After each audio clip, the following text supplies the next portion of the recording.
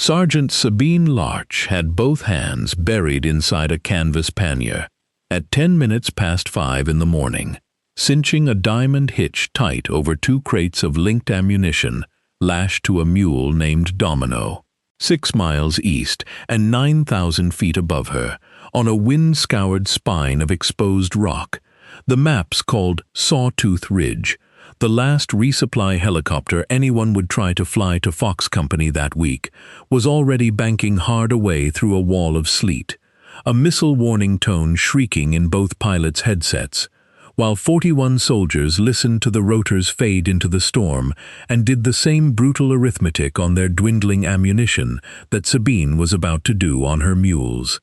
None of that had reached the corral yet. What reached her instead, at that exact moment, was Sergeant First Class Huxley Draper, leaning his forearms on the rail behind her and saying, loud enough for the whole pack station to hear, the line that had followed her for 2 years. "Nobody runs mules into a fight anymore, Larch. You know that, right? We've got birds for that now." He said it the way he always said it, easy and unbothered, the tone of a man repeating a joke so old it had worn smooth. And around him 3 other soldiers laughed, the practiced laugh of people who had heard the bit before and knew their part in it. Sabine didn't look up. She finished the hitch, checked the tension with 2 fingers hooked under the rope, the way she'd checked 1,000 hitches before this one, and only then straightened and met his eyes with the flat, unhurried patience she met everything with. Cold breath fogged between them in the gray half-light. Behind her, 20-some animals stood steaming in their picket line, ears swiveling, unbothered by a conversation they'd heard variations of most mornings that winter. "Mule doesn't need a landing zone," she said. It was the same answer she always gave, without heat, because heat was a thing she had learned to spend somewhere other than on Huxley Draper's jokes. "That's the whole point of one." "Sure, sure." Draper pushed off the rail, grinning, already moving toward the equipment shed, where the morning's real business waited. Real useful skill set, until the day it isn't. You need anything hauled up to the high pens today, or is Domino handling that himself? It was not cruelty exactly, at least not the kind that kept her up nights. Draper wasn't a bad soldier. He was a fire support sergeant, marking time with the Mountain Support Company before his real unit rotated back in, and to him, the animal packing detachment was a curiosity from another century, a rear area novelty staffed by soldiers doing a job the Army had mostly automated out of relevance decades before either of them was born. He wasn't entirely wrong about the general shape of it. Helicopters did most of the Army's heavy lifting now, and the 26 mules picketed behind Sabine existed mostly because somebody at a headquarters 2 echelons up had decided it was cheaper to keep a small detachment current on a dying skill than to explain later why they hadn't. She had heard some version of Draper's joke from nearly everyone who rotated through the valley on their way to somewhere that mattered more. She had learned to let it land somewhere that didn't cost her anything, and to keep working. The detachment itself was small enough that everyone in it knew everyone else's business within a week of arriving, which was part of why Sabine had chosen, deliberately, to arrive without offering much of hers. 6 soldiers worked the corral on any given rotation, most of them like Specialist Isolde Novak, a young soldier on loan from another job who'd drawn animal duty as an unglamorous placeholder between assignments that supposedly mattered more. Lieutenant Roan Corrigan, the detachment's officer in charge, ran the paperwork and the training schedule and left the actual animals almost entirely to her judgment, which suited them both. He had learned in his first month that Sergeant Larch's recommendations on load limits, rest days, and which mules could be trusted on technical ground were never worth second-guessing, though even he had never quite worked out where that certainty came from. What none of them knew, because her file said almost nothing and she had spent 2 years making sure it stayed that way, was that Sabine Larch had once run a school, not a corral. A school, up a different mountain range entirely, where soldiers who thought exactly like Huxley Draper arrived certain that animal packing was a museum exhibit and left 3 weeks later, understanding it was the only reliable way to move real weight across terrain that broke trucks and grounded aircraft. She had taught assault climbing on rock nobody else on post could read. She had taught soldiers to load a pack saddle so the weight rode the animal's spine instead of fighting it, to build a diamond hitch that would hold through 11 hours of switchbacks and ice, to walk a trail in the dark by feeling the ground change under a boot sole. She had been, by every measure that small and unheralded world kept, one of the best who had ever stood in front of that classroom. And then a mountain had taken the trail out from under part of her string, and a young soldier roped between them on a climb that should have been routine. And she had spent the 2 years since telling herself that feeding, watering, and quietly loading mules in a valley nobody fought over was exactly the smaller life she deserved. She hitched the last strap on Domino's load, patted his neck once, and went to find out what the day actually wanted from her. She did not yet know that 6 miles east and 9,000 feet above the corral, the day had already decided. It had not been supposed to go this way. Fox Company had moved onto Sawtooth Ridge 9 days earlier, to hold a piece of high ground overlooking the only usable pass for 40 miles. A position every planner up the chain agreed was worth the risk, because it choked off an infiltration route the enemy had used for a decade. The resupply plan had been simple on paper. Rotate 2 Black Hawks through twice a week, weather permitting, and truck what could be trucked up the one dirt road switchbacking below the ridge. Both halves of that plan had failed inside the same 72 hours. A shoulder-fired missile had found the tail rotor of a supply bird 4 days earlier, putting the aircraft down hard enough that the route was reclassified too hot to fly without an escort nobody had spare. And a second missile, fired at the bird now turning away through the sleet, had missed by a margin the pilot would later describe as closer than he ever wanted to measure again. The wounded aircraft from 4 days earlier had limped back to the valley floor, trailing hydraulic fluid, and made it down in one piece, which was the only mercy that week had offered anyone. Its crew chief counted 11 holes in the tail boom afterward, and told anyone who'd listen that the missile had missed the fuel cell by less than 3 feet, a distance he kept measuring with his hands, as if retelling it might change the number. Up on the ridge itself, Fox Company had spent the preceding 6 nights improving fighting positions on a shrinking basic load, rationing already down to 60 rounds per rifle, and a double-digit count of belted rounds per machine gun, numbers Captain Bellow tracked on a whiteboard inside the command bunker, and updated, grimly, every evening at last light. The road had gone next, buried under a rock slide triggered by the same storm system grinding low cloud across the ridge, a slide that would take engineers the better part of a week to clear even after the weather broke. Fox Company was not surrounded in any way a briefing slide could draw cleanly. It was simply cut off, the way an island is cut off, by distance on every side that nobody happened to be shooting across. Any station, this is Fox 6. Be advised our ammunition status for automatic weapons is critical, small arms is marginal, and we have 0 mortar illumination remaining for tonight, Captain Yusuf Bellow said into a hand mic at the ridge's command post, keeping his voice level, the way command voices are trained to stay level, regardless of what the number underneath them actually meant. We are not in decisive contact at this time, but probing activity has increased for 3 consecutive nights, and we assess it will continue. Requesting any resupply option. Over. The answer that came back down the net was honest in the way honesty sometimes makes things worse instead of better. Aircraft could not fly. The road would not open before the weather broke, And every alternative anyone at battalion had floated in the last 6 hours had died against the same wall of physics. Bello had done the math himself twice already that morning, the kind of math nobody teaches you to enjoy.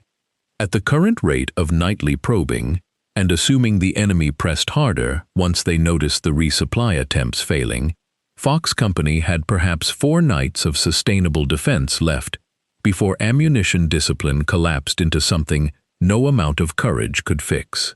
4 nights against a storm system the meteorologists called a minimum of 2 more days from breaking, on a ridge with no other way up that any vehicle or aircraft in the theater's inventory could use.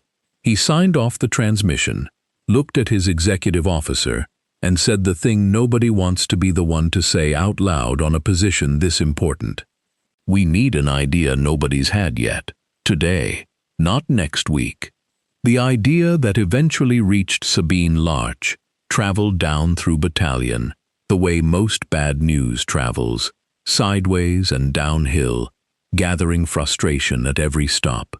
Major Rutger Voigt, the battalion operations officer, had spent the morning running the same short list of options everyone else had already exhausted, and finding each one dead on arrival. Rotary wing was grounded, full stop, until the weather broke or an air crew volunteered to fly through a proven missile engagement zone twice in 1 week, which nobody was going to authorize and no crew was going to offer for. Fixed-wing airdrop was theoretically possible in clear air, but the storm sat directly over the drop zone and showed no interest in moving. The road remained buried under enough rock that even the engineer estimate, 5 to 7 days, if the weather cooperated with the equipment, which it currently wasn't, read like a joke against Bello's 4-night clock. Artillery could keep Fox Company's own guns supplied with a little more time, but it could not manufacture a single round of small arms ammunition or send it uphill. Every option on a standard planning template had been tried and found wanting, and Voigt was 3 hours into a headache that had nothing to do with altitude. "Sir, there's a trail," Lieutenant Roan Corrigan said, standing in the doorway of the operations tent with the hesitation of a junior officer about to say something he suspected would get laughed at. Corrigan ran the Mountain Support Company's small animal transport detachment, a job most of the battalion staff treated as a footnote in the daily briefing slides. Goes up the backside of Sawtooth Ridge, along the old survey line the engineers cut before the war. No vehicles used it in years. Too narrow, too steep, switchbacks that'd high center a Humvee inside the first half mile. But it's walkable. It's the kind of ground the animal packing detachment trains on. Voigt looked up from the map with the expression of a man who had heard 4 separate ideas that sounded promising for exactly as long as it took someone to explain the part that made them impossible. "You're telling me you want to solve a 3-ton resupply problem with mules. I'm telling you it's the only route left that isn't blocked by a storm, a missile envelope, or a rock slide," Corrigan said. "I'm not telling you it's easy. I'm telling you it's possible. And right now, possible beats every other option on this map. How many animals do you have fit to move? And how much can each one actually carry up terrain like that, at night, in real weather?" Voigt's tone wasn't hostile exactly. It was the tone of a man who had been burned twice that day already, by ideas that collapsed under their own numbers. "Because if the answer is a dozen animals and 200 pounds each, you've brought me a solution that moves 1/10 of what that ridge needs. And I don't have room on my clock for 1/10 of the problem." Corrigan didn't have that answer. He knew his detachment's animals in the vague, competent way an officer knows a program he oversees, but doesn't personally run day to day. The person who actually had that answer, down to the pound and the animal, was a sergeant currently checking hoof picks in a corral 6 miles away, who had not yet been told any of this was happening. By the time Corrigan reached the corral, Sabine already had Domino's load half-stripped again, an instinct she couldn't explain even to herself, some old habit of not committing weight to an animal until she knew for certain where it was going. Corrigan laid out the situation in under 2 minutes, flat and honest. The ammunition numbers, the storm, the missile envelope, Bellows' 4-night clock, and watched her face do almost nothing at all. She listened the way she did everything, without visible urgency, and when he finished, she was already running a private calculation he couldn't follow. "The old survey trail," she said. "Not the switchback road. There's a goat trail above it, cut by whoever surveyed this range before there was a road at all. Steeper, narrower, but it clears the slide, and it stays high enough that it's never in line of sight from the pass the missile team's using to cover the valley floor. I walked half of it 2 summers ago checking grazing." She was already moving toward the tack shed as she spoke, pulling a folded topographic map from a shelf that Draper, watching from across the corral, had never once seen her open before. "Nobody runs mules into a fight anymore, Larch," Draper said. But the joke came out different this time, quieter, missing its usual confidence, because something about the way she was moving had already told him this wasn't going to land the way it always had. She didn't answer him. She was measuring distance on the map with 2 fingers, murmuring numbers that meant nothing to either man watching her. 3 tons, she said finally, to Corrigan, not to Draper. That's what Fox Company needs to hold 4 more nights past what they've already got, minimum, with margin for the probing to get worse before the weather breaks. 24 animals I'd trust with a load like that on ground like that. 250 pounds a saddle, split across 4 strings of 6. And that's every fit animal in this detachment, plus every soldier in it who can hold a lead rope and learn fast enough not to get somebody killed. That's a lot of weight for a trail nobody's used since before either of us was in this uniform, Draper said, and this time it wasn't a joke at all. "It's a lot of weight," Sabine agreed. "It's also the only 3 tons that trail, that storm, and that missile envelope will let anybody move to that ridge this week." "You have a better number, Sergeant Draper. I'd genuinely like to hear it." The other soldiers at the corral had gone quiet in the particular way people go quiet when they realize a conversation happening in front of them is more serious than the morning's usual routine, watching Draper for once without laughing along, waiting to see if he had anything left to say.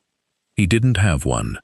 Nobody in the valley had one, which was precisely the problem Corrigan carried back to Major Voigt 20 minutes later, explaining that the Animal Transport Detachment's senior NCO wanted to move 3 tons of ammunition up an unsurveyed trail at night, through weather that had already grounded Rotary Wing twice, and a slide zone the enemy patrolled from higher ground. It sounded exactly as improbable as every idea Voigt had already killed that morning. The difference was that Sabine Larch had said it like a woman reciting numbers she had already checked twice, not a woman hoping they would work. Voigt kept them standing at the map table for 20 more minutes, running the same brutal arithmetic Bello had already run, except now from the other direction. 4 nights of sustainable defense on the ridge, generously counted. A storm system with no meaningful break for at least 2 more days. A road buried under rock that engineers couldn't clear before the ridge ran dry regardless of the weather. A missile team somewhere on the high ground west of the pass that had already put 1 aircraft down and nearly claimed a second, ruling out any resupply that crossed open ground in daylight or silhouetted itself against a ridgeline at night. Against all of that, a goat trail high and covered enough to avoid line of sight from the missile position, walkable by animals bred for exactly this ground, carrying exactly the tonnage Fox Company needed to bridge the gap until a helicopter could fly again. "Talk me through the failure modes," Voigt said. because that was the question that mattered now. What kills this? Weather kills it if it gets bad enough to put an animal or a soldier off the trail on the exposed sections, Sabine said. Exhaustion kills it if we push too hard, too fast. The enemy kills it if a patrol crosses our route at the wrong hour, though the trail's far enough west of their usual positions that I'd rate that unlikely rather than probable. And inexperience kills it if I've got soldiers on lead ropes who've never packed an animal, panicking on ground where panic is the one thing that actually gets somebody hurt. She laid her own plan's weaknesses on the table with the same flat honesty she'd have wanted from anyone else proposing to bet 41 lives on it. I can mitigate 3 of those 4. The weather I can't do anything about except read it as well as I know how and turn back if it turns on us. And if you have to turn back part way up, with 3 tons already committed to a trail in the dark, then Fox Company doesn't get the ammunition tonight, and we try again as soon as the weather allows it, and I've lost nothing but time, she said. I'm not going to tell you this is a sure thing, sir. I'm going to tell you it's the only thing left on this map, with any chance of working before that ridge runs dry, and that I've walked enough of that trail to believe the odds favor us more than they don't. Voight looked at her for a long moment, weighing a stranger's competence against a stack of failed alternatives, and found himself believing something he couldn't entirely justify on paper. It was not her rank, which was unremarkable, and not her file, which Battalion had pulled an hour earlier and found so thin as to be almost suspicious. It was the specific, unhurried way she had answered his hardest question, without flinching from it, or dressing it up as smaller than it was. Do it, he said. Corrigan, task organize whatever bodies she needs off the roster. Sergeant Larch, you have operational control of this resupply, from the corral to the ridge and back. Don't make me regret the word operational.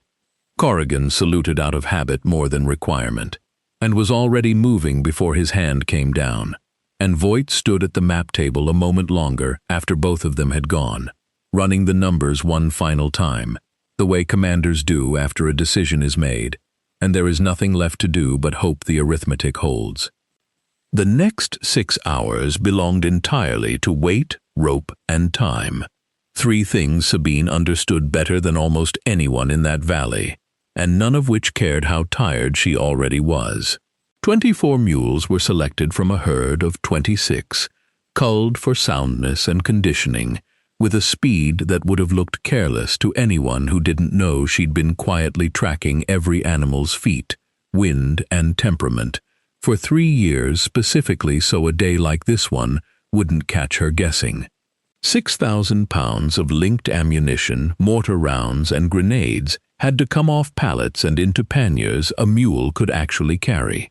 250 pounds a saddle, balanced within ounces on either side, because an unbalanced load on a switchback trail in the dark was its own kind of failure nobody wanted to discover 4 miles up. Sabine ran every animal through the same checks she'd run 1,000 times, before committing a single pound to its back. Feet picked and inspected for cracks or bruising, wind checked at a trot down the picket line, backs run flat-handed for any heat or tenderness that might turn a saddle sore into a lamed animal 4 miles up a mountain. Loads that didn't sit naturally in a standard pannier got broken down and wrapped instead in manties. Canvas and rope bundles she built the way she'd once built them for a classroom full of skeptical students, because odd-shaped crates rode better wrapped than forced into a box they didn't fit. She weighed every pannier on a hanging scale before it went anywhere near a saddle, matching pairs within a pound or 2 of each other, because a mule carrying an unbalanced load would fight the saddle all night and exhaust itself doing it long before the trail ever got hard. Every soldier Corrigan handed her, who had never touched a lead rope in their life, had to learn, in an afternoon, enough to keep both themselves and an 1,100-pound animal alive on ground that punished mistakes without much warning. Specialist Isolde Novak was the newest of them, a supply clerk on loan from headquarters who had been picketing animals and mucking stalls for 6 weeks, and had, until that morning, assumed the whole detachment was a slow assignment somebody handed you between real jobs.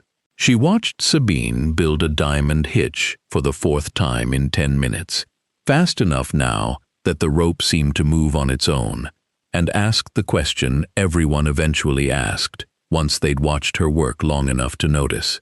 How do you even know all this? Nobody teaches this anymore. Somebody taught it to me, Sabine said, which was true, and told Novak nothing, and handed her a coil of rope instead of an answer. Hands here, watch the tension, not the knot. The knot takes care of itself if the tension's right. By the 3rd attempt, Novak's hitch held under Sabine's test pull, and something in the younger woman's shoulders came down half an inch. The relief of discovering a fear was smaller than it had felt an hour earlier. Sabine organized the animals into 4 strings of 6, because a train that long moving as one unbroken line invited exactly the pileup that turned a difficult trail into a disaster. She took the front string herself, Novak immediately behind her, put 2 of Corrigan's most reliable soldiers on the 2nd and 3rd strings, and kept Draper, who had shown up at the corral an hour into the preparation without being asked, silent, working a saddle cinch with more care than she'd ever seen from him, on the 4th, at the rear, where a lead soldier's job was mostly to notice trouble building before it reached the animals ahead of him. Nobody commented on why he was there. By last light, 24 mules stood loaded and steaming in the cold. 6,000 pounds of ammunition lashed tight, and a handful of soldiers, who that morning had known nothing about animal packing, stood ready with lead ropes in gloved hands, waiting on a sergeant most of them had never spoken to before that afternoon, to tell them it was time to climb. The trail the old survey crews had cut generations earlier climbed the backside of Sawtooth Ridge in switchbacks, so tight and relentless that the handlers had taken to calling it the ladder before the first mile was even behind them, each turn gaining altitude with no flat ground anywhere to rest a lungful of thin air. The temperature dropped with every 100 feet of gain, sleet turning to a fine dry snow that hissed against parka hoods and coated the trail in a skin of white that hid in exactly the places it mattered most, whether the ground underneath was solid rock or a loose shelf of scree waiting to slide. Sabine kept her pace deliberately slow, slower than instinct wanted, because she had taught enough students the hard way that altitude punished impatience before it punished anything else. Domino led the front string with the steady, unbothered gait of an animal who had done this kind of work most of his life, ears forward, reading the trail with a sureness of foot no amount of human caution could fully replicate. Behind him, Novak's breath came shorter with every switchback, thin air at 9,000 and 10,000 feet, doing exactly what training manuals promised it would. "Talk to me if it gets worse than this," Sabine said over her shoulder, not stopping, because stopping on a slope this steep cost more than it saved. Headache getting worse, vision doing anything strange, that's when we slow down further. Getting tired is normal. Getting stupid isn't, and altitude makes people stupid before it makes them stop. The first real test came past the 5th switchback, where 2 summers of erosion had eaten a 6-foot gap into a section of trail Sabine remembered as solid ground the last time she'd walked it. She stopped the whole string with a raised fist, an old signal every soldier behind her understood instantly without being told what it meant, and studied the gap for the better part of a minute, reading the loose scree on either side of it, the way another person might read a sentence. "We lead them one at a time here," she said, hand on the halter, not the lead rope, in case one hesitates and needs a steadying pull instead of a yank. Watch their front feet. A mule tests ground before it commits weight to it, better than we do. Trust that instinct in them. She led Domino across herself first, feeling his brief hesitation at the gap's edge and letting it happen, letting him test the far lip with one forefoot before committing. One by one, 23 more mules crossed behind him, a soldier's hand steady on each halter, until the entire train stood reassembled on the far side, with nothing worse to show for it than cold hands and 4 soldiers who now understood, in their bodies rather than just their heads, why she had insisted on this pace.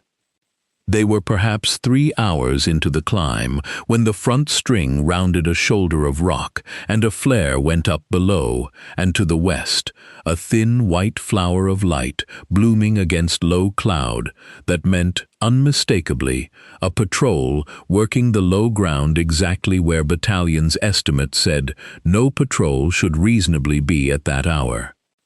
"Down," Sabine said, low and immediate, and the whole string dropped into whatever cover the trail offered, soldiers flattening against rock, while she moved fast and quiet along the animals' heads, one hand on each muzzle in turn, a technique so old it predated every radio and night vision device the modern army had issued her, and still worked exactly as well as it ever had.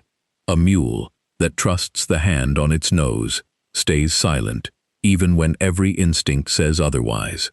24 mules stood motionless in the snow for 4 full minutes, while the flare burned out and the dark below stayed empty of any further sign the patrol had noticed a pack train moving high on a ridge nobody was supposed to be using that week. "How did you know to do that?" Draper's voice came low over the short-range radio from the rear string. Not a challenge this time, something closer to wanting to understand. The hand on the muzzle. "Animal makes noise when it's startled, and doesn't trust anything holding it, doesn't make noise when it trusts the hand," Sabine said. "You build that trust years before you ever need it in a moment like this one. Isn't something you can rig in the field if it isn't already there."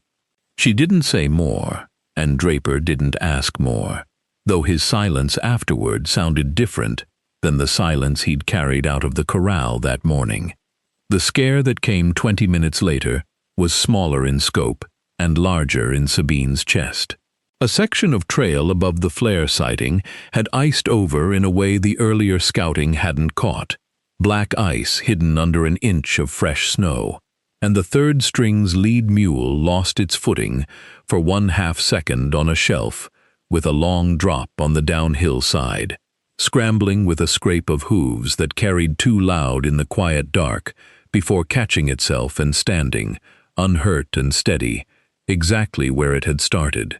Novak, 3 animals back in the front string, went rigid at the sound of it, her breath catching in a way that carried more memory than fear, and for one disorienting second, Sabine was not on Sawtooth Ridge at all, but on a different mountain, 2 years earlier, hearing a different scramble of hooves that had not ended the way this one just had.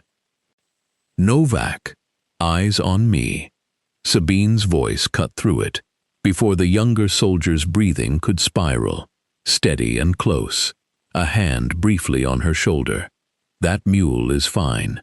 Listen, he's standing, he's breathing normal, he's not favoring a leg.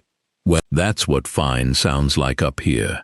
You're going to hear scarier things than that before we're off this mountain, and every time, I need you to wait for me to tell you whether it's actually bad before you decide it is. Can you do that?" Novak nodded, swallowing hard, and found her feet moving again a moment later, shaken but functional, which was most of what anyone could ask of a person on ground like this, the first time it truly frightened them. The worst of it came just under 6 hours in, at an elevation where the air had thinned enough that every soldier on the trail was breathing through it, rather than with it, when Sabine's front string rounded a switchback she remembered clearly from 2 summers earlier, and found, instead of the trail she expected, a raw scar of missing ground, where an entire section of the old survey path had sheared away in some slide none of the maps had recorded. What remained was a gap nearly 30 feet across, the trail simply gone, replaced by a steep apron of loose rock and old snow dropping toward a dark. She had no interest in measuring more precisely than she had to.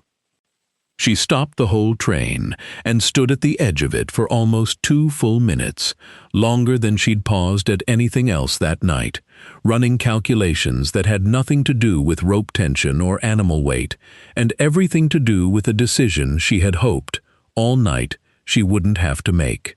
"Pack train lid, say status," Corrigan's voice came through from the valley, tight with the particular worry of a man listening to silence he couldn't interpret.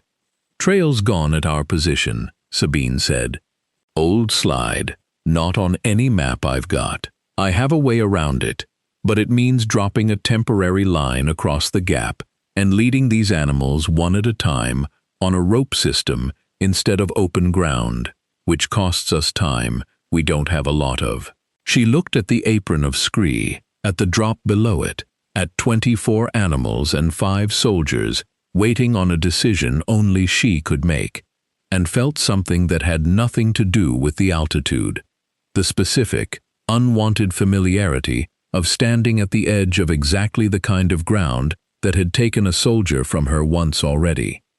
She built the anchor the way she had built 100 anchors on a different mountain a lifetime ago, methodical hands moving faster than her doubt could keep pace with them, backing every connection with a second independent system the way she'd drilled into 3 years of students who thought one good anchor was enough.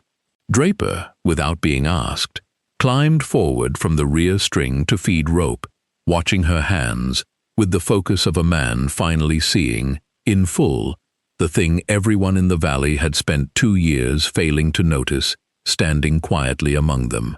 "This is what you used to teach," he said. It wasn't a question. "This is what I used to teach," she said, not looking up from the anchor. "Hold this line steady. When I say, give slack, you give exactly that much and no more."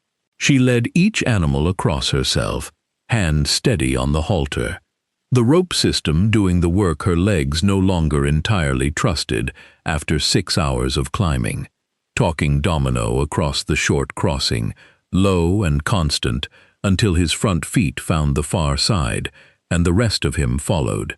Novak crossed fourth in the line, hand locked on the rope exactly the way she'd been taught 6 hours earlier, in an afternoon that already felt like it belonged to someone else's life, and did not look down once, which Sabine noted and said nothing about, because some lessons were better left to land on their own. 23 more animals crossed behind Domino in the same unhurried rhythm, hands white-knuckled on each halter in turn, until the last mule stood safe on solid ground, and Sabine allowed herself, for exactly 3 seconds, to feel the weight of what had almost happened on a mountain very much like this one, 2 years and 1 lost soldier ago. By the time the last of the 4 strings stood reassembled, headlamps had become nearly useless against a sky just barely beginning to threaten dawn at its farthest edge, and every soldier on that trail understood, without anyone saying so, that they had just crossed the one obstacle that could have ended the whole night's work in a single mistake. She coiled the rope and told the train it was time to keep moving. The last 2 miles climbed above the worst of the exposed rock and onto a long, wind-scoured shoulder that gave Sabine her first direct line of sight to Sawtooth Ridge itself, a low black spine against a sky just beginning to gray at its eastern edge. Captain Bellow's voice came up clean on the radio for the first time since the climb began, no longer relayed through the valley, but talking directly to the string laboring up the last approach. "Pack train lead. This is Fox 6. Be advised, we are in intermittent contact. Small arms fire from the northern draw. Nothing effective at this time, but I want you aware before you're in view of that position," Bellow said. "Ammunition status for automatic weapons is now critical. Repeat, critical. However much you're bringing, we need it inside our perimeter, not staged short of it. Fox 6, pack train lead. Copy all. We are 20 mics out with 24 animals, and 6,000 pounds intact, Sabine answered, and heard something in Bello's voice loosen slightly at the number. Behind her, the distant, irregular crack of Small Arms' fire carried thin across the last valley between them, close enough now to be a fact rather than an abstraction. "You need me up front for this last stretch?" Draper's voice came over the short net, quieter, meant only for her. "I need you exactly where you are," Sabine said. "Rear string sees trouble first if it's coming from behind us. Keep your eyes there." It was, she realized as she said it, the first order she had ever given Huxley Draper. The final approach ran along a shelf directly beneath the ridge's northern shoulder, exposed for perhaps 400 meters to the same low ground the fire was coming from, and Sabine moved the animals in a staggered rush rather than a steady walk, 2 strings at a time, with distance between them, because a train strung out in a single unbroken line across open ground was a target no amount of speed could fully protect. She led the front 2 strings at a pace just short of a run, Domino's steady gait never breaking even as a round cracked somewhere overhead with the flat, distant sound of something that had missed by more than it felt like from underneath it. Novak stayed pressed close behind her, breath ragged, hands locked on the lead rope with a grip that would leave marks the next morning, and did not once let go.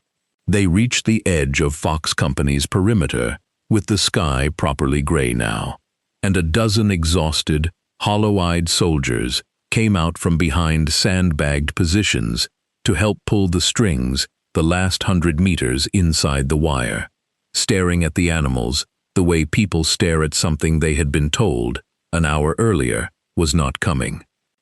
Getting 6,000 pounds of ammunition off 24 mules and into Fox Company's fighting positions took another 40 minutes of hard, unglamorous labor. Soldiers who had spent 9 days rationing rounds, now handling full crates with something close to disbelief, while the northern draw kept up its intermittent, half-hearted fire that never quite escalated into the assault everyone had been braced for through the shortage.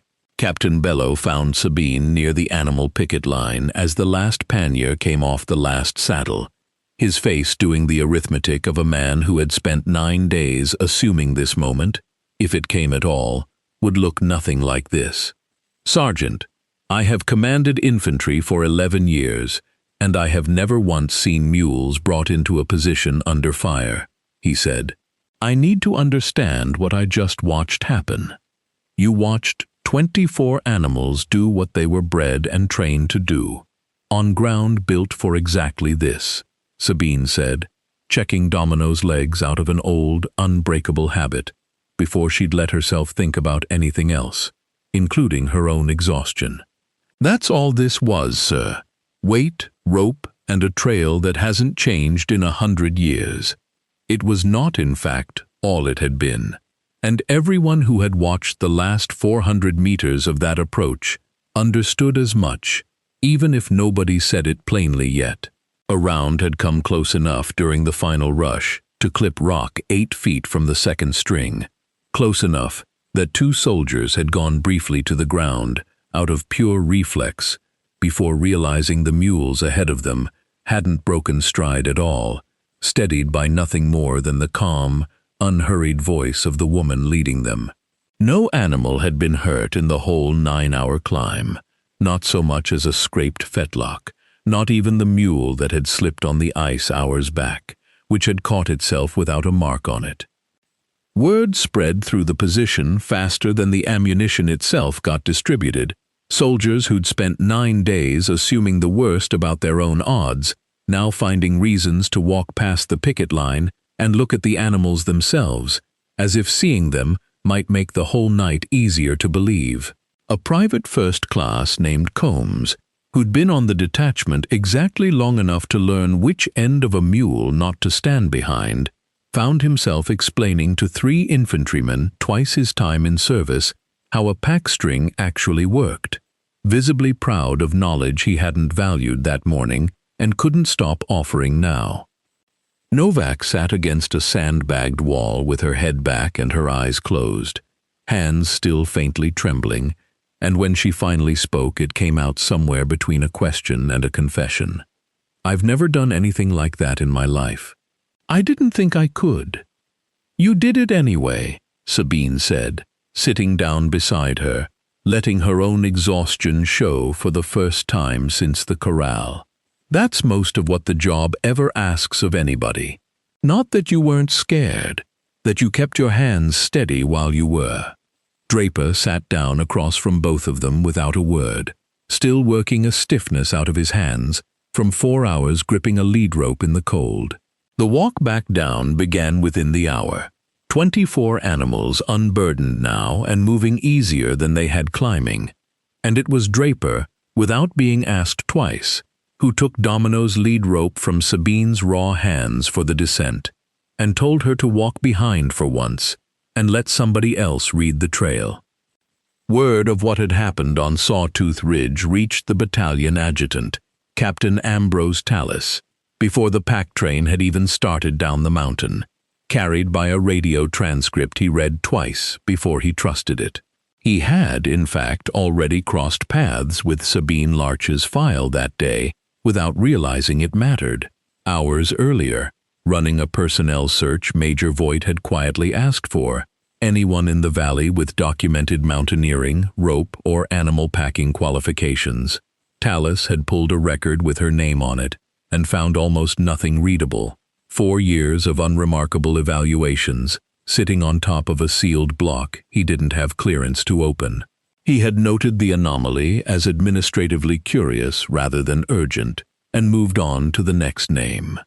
The transcript he read now offered considerably more. Diamond hitches under load-bearing tension across a gap crossing. A staggered rush technique for moving pack strings through exposed ground under fire.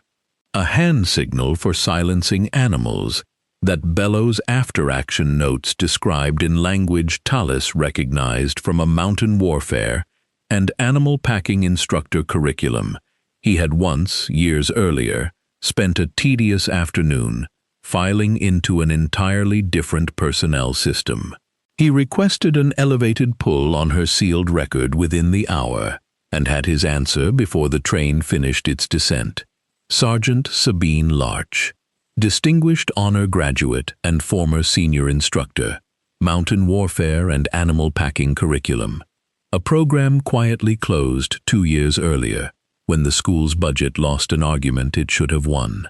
Beneath that, one line, unclassified, plain enough that Tallis read it aloud without needing to summarize it. Instructor requested reassignment following a training climb incident resulting in the loss of 1 soldier and part of her string. Request granted. No fault found. Voigt read the same line over Tallis's shoulder twice before he spoke. 2 years, he said, mostly to himself, the particular quiet of a man recalculating everything he thought he knew about a soldier he'd signed off on without ever really looking at. Corrigan said nothing at all for a long moment, thinking of every load limit recommendation and every quiet correction he'd taken from her without asking why she was always right, and understanding, finally, exactly why. Tallis met the pack train at the corral as it came off the last mile of trail, mud-streaked and swaying with exhaustion, and read that line to Sabine directly, in front of Corrigan, Voigt, Draper, and the small knot of soldiers who had spent the night learning to lead mules under a woman none of them had thought to ask a real question about until that morning. Senior instructor, nobody unsealed this, because nobody thought to ask. Sergeant, that's on this battalion, not on you. Sabine listened the way she listened to everything, without much visible reaction, though something in her shoulders came down by the smallest possible degree. 2 years of a weight she had carried alone, finally being witnessed by someone other than herself. Draper, who had led Domino the entire way down the mountain and not once handed the rope back, set the halter gently on the rail beside her. "I owe you considerably more than an apology," he said, "and I'm not in a position to argue about where to start." Dawn came fully over the valley 2 hours later, pale gold light finding the frost still clinging to the picket line where 24 mules stood steaming and unbothered, exactly as they had stood every ordinary morning for 3 years, indifferent to the fact that they had just done something no aircraft or truck in the theater could have managed. Sabine worked down the line with a curry brush in one raw, aching hand, checking each animal's legs and back a second time, though she already knew, from the first check on the ridge, that not one of them carried so much as a strained tendon. It was the same task she performed most mornings of her life, and it felt, on this particular morning, entirely different, in a way she didn't try too hard to name. Novak found her there an hour in, having slept none of the intervening time, and took up a brush on Domino's other side without being asked. "Are you going back?" she asked eventually. "To teaching, I mean, now that they know." "I don't know yet," Sabine said, and meant it honestly. The first time in 2 years she had let herself consider the question without answering it in the negative on reflex.